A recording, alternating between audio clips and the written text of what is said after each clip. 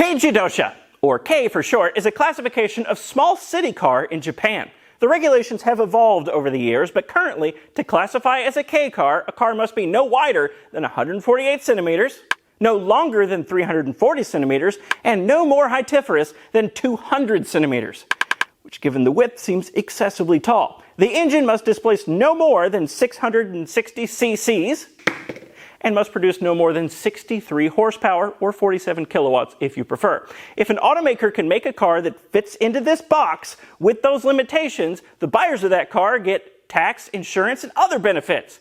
Plus, a car this small is great for a densely packed city like Japan is absolutely full of. As you might imagine, these regulations have given rise to many volumetrically efficient boxes over the years, like this Honda that's literally called in-box. But just because you have limitations doesn't mean you can't have fun. For example, there's this, the Autozam AZ-1, and I don't fit. I don't fit. Except the problem is, I do. So suffer with me. First of all, I gotta open the door. Then I can position myself and remove my shoes, because if I don't remove my shoes, that's a rock, then I will be hitting all the pedals at the same time. Then I can stick my left foot in, hold myself up on this convenient handhold. The average Japanese male is 5 foot 6 inches tall.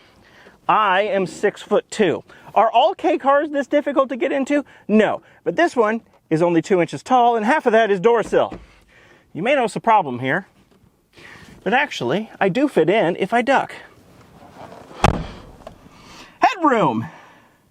Just kidding, my hat's rubbing the ceiling. Give an engineer a limit, they're gonna go right up to that limit. The AZ-1 is just 5 millimeters less than the maximum allowable K car width and length, although to be fair, it's almost a meter less than the max height because, you know, sports car. The engine at 657 cc's is just 3 cc's under the max allowable displacement, and the horsepower is, you guessed it, right at the max, 63 horsepower. Although that one feels like a bit of a fib. Now, it could be that I'm 2 inches off the ground and the turbo is right behind me making fun sounds all the time, but it feels like more than 63 horsepower.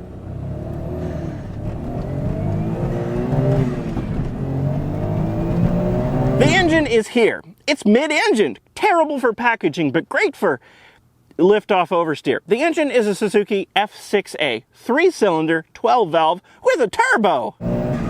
So much turbo. It's rear-wheel drive, obviously, and it has a 5-speed manual. No idea where the transmission is. Here, maybe? Highlander, get over there!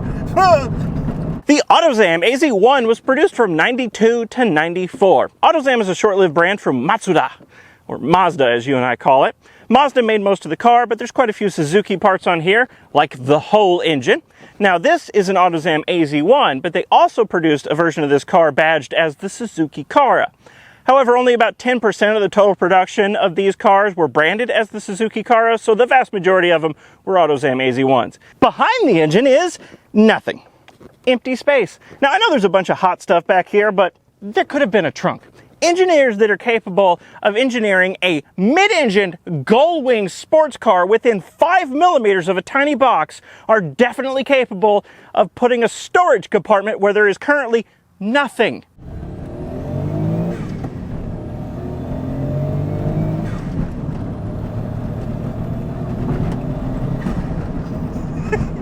Look at these vents, and here, except that one's fake. This doesn't go anything, it's just for style. It's a turbulence maker is what that is. By the way, did I mention the engine revs to 9,000 RPM?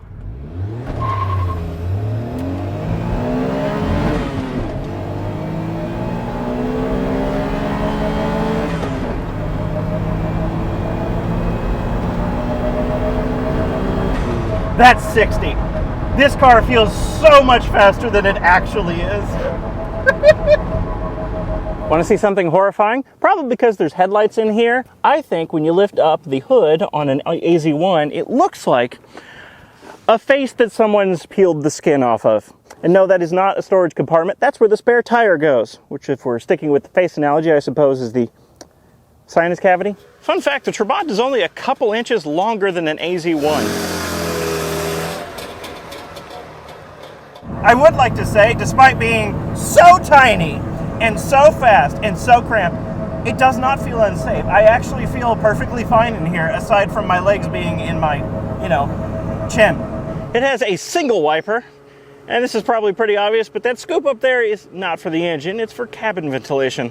Lots of the body panels, like these fenders, are plastic. How about a tour of the inside of the car from my perspective? Here's the gauges.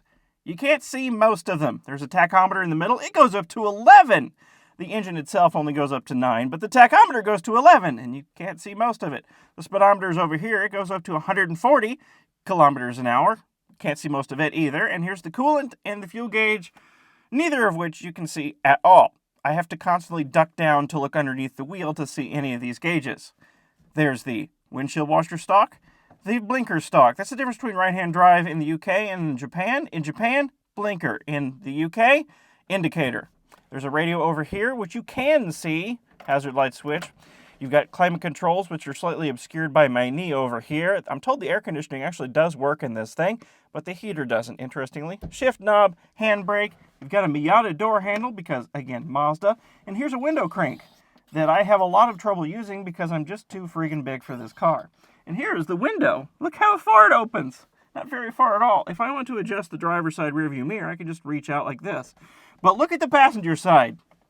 That's a two-person job right there. I have no hope at all of reaching that thing to adjust it. Pretty much directly in my line of sight is the top part of the windshield. But if I want to completely obscure my view, sun visor. Now I can't see anything. Gull-wing doors! I wasn't even going to mention them because the discussion about gull-wing doors begins and ends at it has them. But I do want to mention these windows. Obviously, they're very small. They only roll down this much. But what's interesting about them is that there's no wind noise, there's no buffeting, there's no ventilation. You can't even feel the wind at highway speeds. These are the most aerodynamically sculpted windows I've ever experienced in a car. Can't even tell they're open. It is quite noisy in here. I mean, I'll give it a break because it's a sports car, but it's pretty unrefined. Storage, none. No trunk, no frunk, no center console, no glove box, no enclosed storage of any kind, unless you count the ashtray, which is where the owner of this car keeps his insurance card. What it does have is a tiny little cubby on the right side of the steering wheel and a rather sizable shelf behind the seats.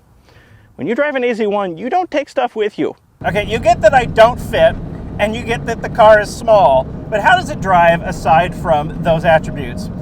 Well, I feel like this isn't the best example to judge all AZ-1s from because the wheels are too big and therefore the suspension is very crashy and the steering is very direct. It's unassisted, it's a manual rack, it's very good, but there's something wrong with the front suspension and there's quite a bit of shimmy in it, and at highway speeds there's this sort of wah wah wah wah sound that's coming from the front suspension. I don't feel comfortable judging all AZ-1s based on this one.